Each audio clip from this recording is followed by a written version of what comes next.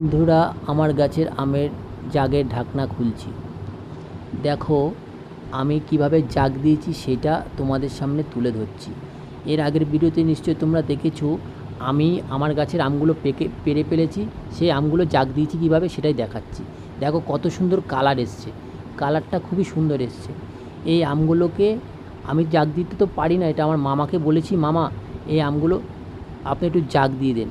তো আমার মামা এই আমগুলো কীভাবে জাগ দিয়েছে সেটাই আপনাদের কাছে আমি তুলে ধরলাম। এই আমগুলো দেখে আমার ছেলে আর মেয়ে এত খুশি হবে, তারা খুবই খুশি হবে এই আম দেখলে। কেননা ওখানটায় তো কিনে খেতে হয় আমাদেরকে, আর এটা হচ্ছে নিজের বাড়ির গাছের আম, তাহলে ভাবতে তো পাচ্ছেন তাহলে কত খুশি হবে। এই আমগুলো কিন্তু দুরকমভাবে জাগ দেওয়া যেত। আমি এটাকে কার্বেট দিয়ে জাগ দিয়েছি। আমি যে প্রকৃতিভাবে একটা জাগ দেয় সেই জাগটা দিইনি। প্রকৃতি বলতে একটা তুষের উপরে দেওয়া যায়, একটা চালের মধ্যে দেওয়া যায়, কিন্তু এত আম তো চালের মধ্যে দেওয়া সম্ভব নয়। তাই এটাকে আমাকে কার্বেট নিয়ে আসতে হয়েছে। কার্বেট নিয়ে এসে তার মধ্যে দিয়েছি।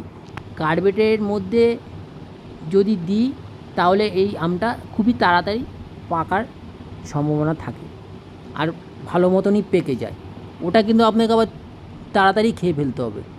তাই আমি এত আম তো একা খেতে পারবো না, তাই কিছু আম মামাদেরকে দেব, কিছু আম আমার বন্ধুবান্ধবদের দেব। তারাও খুশি হবে যে না, ও গাছে আম পেরেছে, সেগুলো আমাদের দিয়েছে। খুবই খুশি হবে তারা।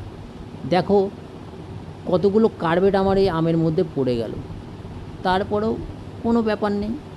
এগুলো সব মুছে মাছে পরিষ্কার করে আবার নিয়ে চলে